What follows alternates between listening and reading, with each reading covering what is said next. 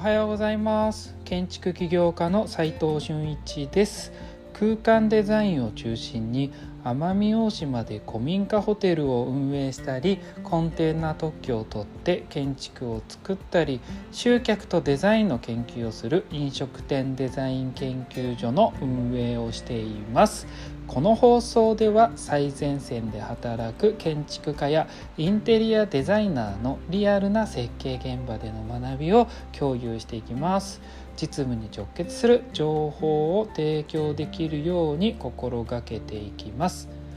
今日はなぜ施工会社によって金額って異なるのかという質問に答えたいと思います。本題に入る前にちょっとだけお知らせさせてください。奄美大島に古民家ホテルがもう一つ増えます。また僕が現地に行って村人や移住者と共に建築を作っていこうと思っています。7月上旬にはオープンできるかと思います。そこで7月11日ぐらいから確定ではないんですけれども先行予約をお受け付けします。料金は1人1泊1万円でのご提供です。別途清掃料が8000円かかります。古民家ホテルのね公式 LINE の URL を、下に貼っておきますので、日程と名前と何泊かをご記入してください。それでは本題に入りたいと思います。なぜ施工会社によって建築が異なるのかと、金額が異なるのかということなんですけれども、カミカミだな、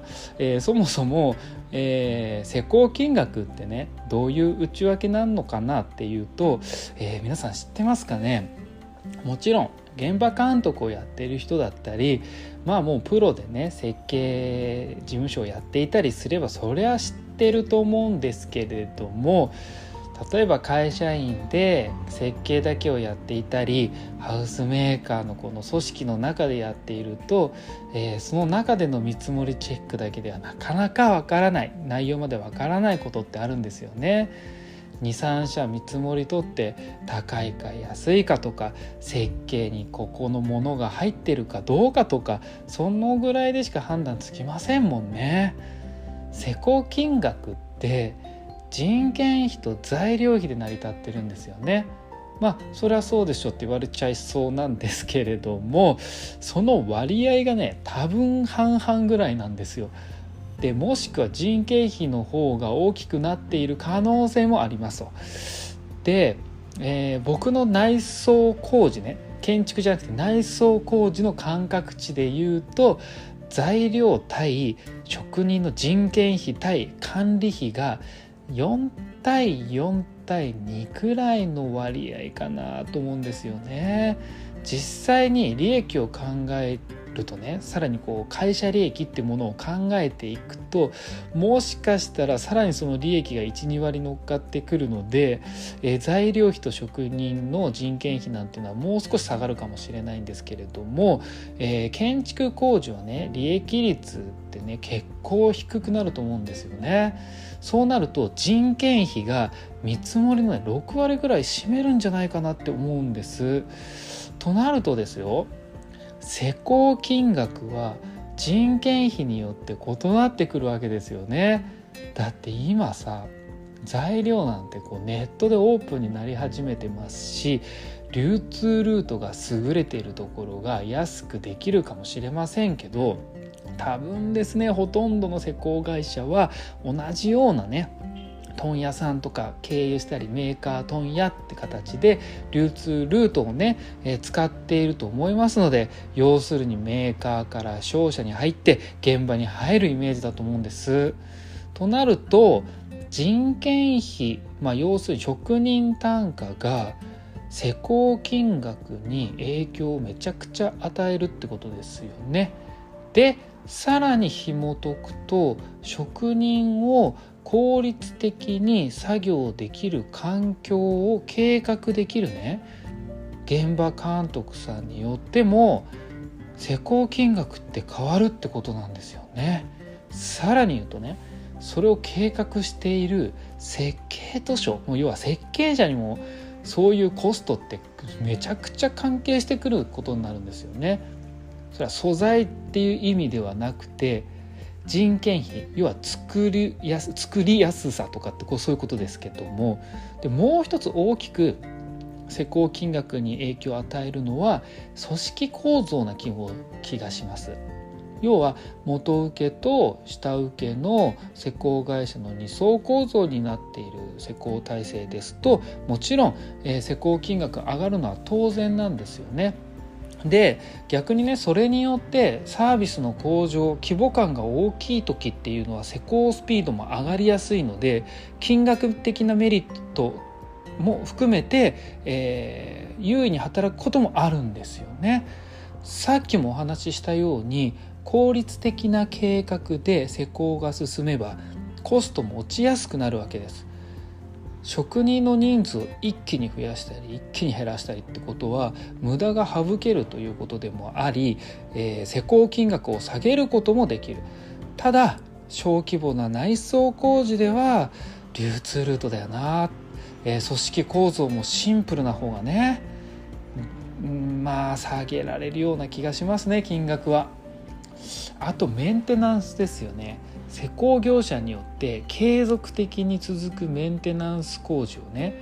どう据えているかによって初期の施工コストに影響って与えてくると思うんです。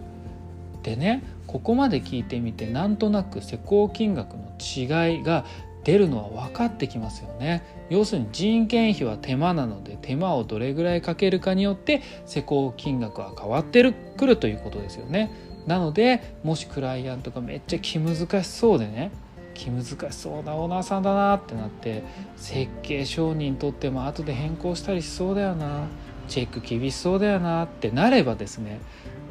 施工会社の施工金額って絶対上げてくると思うんですよ。だって赤字になるかもしれないじゃないですか、やり直してね。設計者も一緒で、設計のねチェックが厳しすぎるデザイナーとか組織であれば、要は、施工とクライアントの中間の立ち位置でしっかりチェックを行うのが設計者の役割だとしたら、施工者側にもよらずクライアント側にもよらず適切に対応すべきなんですよね。でこれをね、どちらかによったらもちろんクライアント側にね寄ってったら、そりゃ施工金額上げたくなりますよね。施工者の気持ちになれば分かりますよね。逆しかりですよね。オーナーさん怒りますよね、施工会社ばっか優遇していたら。これはね、設計と施工、クライアントと施工の信頼関係にも施工金額って結構影響してくるっていうことなんです。なので会社などの組織に属している時と独立した時の金額感っていうのも結構変わるはずです。その出し値とかね、もういろんなところで。でこの考え方って結構使えて、絶対に覚えた方がいい内容だと思うんです。なので今日はなぜね施工会社によってね金額異なるのかっていうと、材料だけじゃなかったりするんですよね。結論としては結構6割方ぐらい施工金額が人件費とね、材料費でできていて、その6割方の人件費はね、設計としては現場監督の指示、組織構造とかの違いによって変動しちゃうんだよねって。材料費はね、流通ルートによって変動しちゃうよね。この2つの足し算が結局施工金額になるよねというお話でした。役に立ちましたかね。皆さんもこの話聞いて実際今の自分に置かれているプロジェクトをやってみてね、判断してみると